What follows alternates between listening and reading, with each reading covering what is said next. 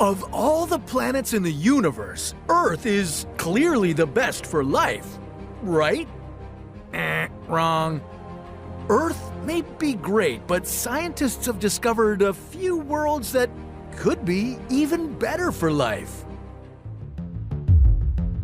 Behold, KOI 5715.01. Most of the contenders on our super habitable planet list aren't the ones you could visit anytime soon. They are very far away. The top spot is held by one 3,000 light-years away from our solar system. KOI 575.01 would appear to satisfy the most basic requirement for supporting life.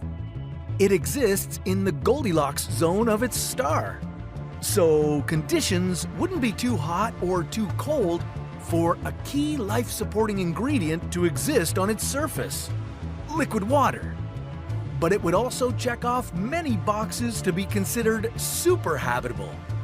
The planetary system it belongs to could be 5.5 billion years old, which would make it around 1 billion years older than our own solar system. And the planet would almost fit the size requirement. When looking for super habitable worlds, scientists keep their eyes peeled for planets that have a mass up to 1.5 times of our planet. And they should be about 10% larger, too. This size difference would help the planet retain heat. And if its average temperature was about 5 degrees Celsius higher than Earth's, well, this planet could have even richer biodiversity. Now, being almost double the size of Earth, KOI 5715.01 might overshoot this condition a bit. Besides, studies indicate that this planet is actually colder than Earth. But there's still hope. With the right atmospheric composition, a strong greenhouse effect could raise temperatures to the desired level. Approximately 2,700 light-years away is Kepler-69c. This super-Earth could be around 7 billion years old. This puts it perfectly in the estimated 5 to 8 billion year old age range for super-habitable planets. This range is based on the 3.5 billion years it took for complex life to appear on Earth. So the best chance for finding life could be on a planet a little older than us. Only this exoplanet could be a little too big to be super habitable. It has a mass almost 4 times that of Earth. A rocky planet this big could have a single colossal continent that would have huge deserts in its center. But the coastline, washed by Kepler's ocean, could be your perfect spot to move to.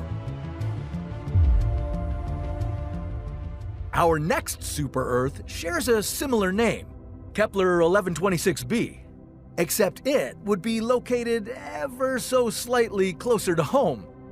Yeah, this planet is about 2,073 light-years away, and it belongs to a system that is 7.5 billion years old. It also orbits a yellow dwarf star, much like our own. Only Kepler 1126b is 2.5 times closer to its star than Earth is to the Sun.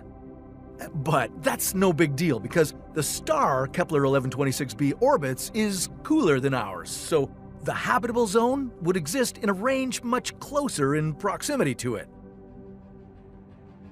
If you aren't feeling this nearness to a scorching hot star, there's another super-Earth on our list.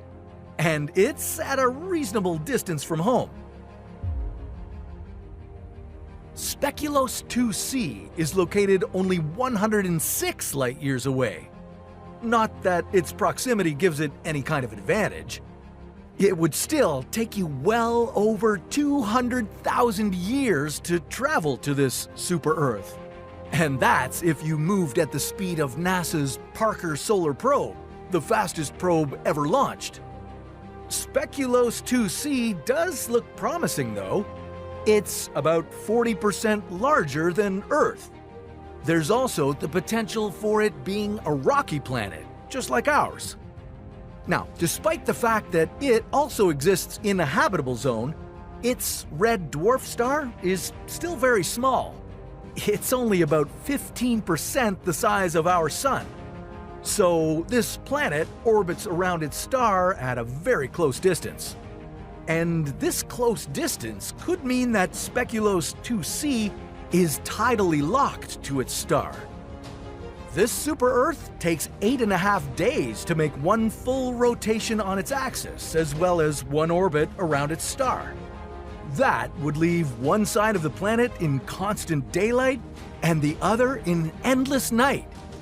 This means that life could be possible in the Terminator Zone, the thin strip of land between the two sides. We just need to get a better look to find out for sure. But with all these candidates so far away, wouldn't it be nicer if the planets in our own solar system were a little more habitable? Well, that's a story for another What If.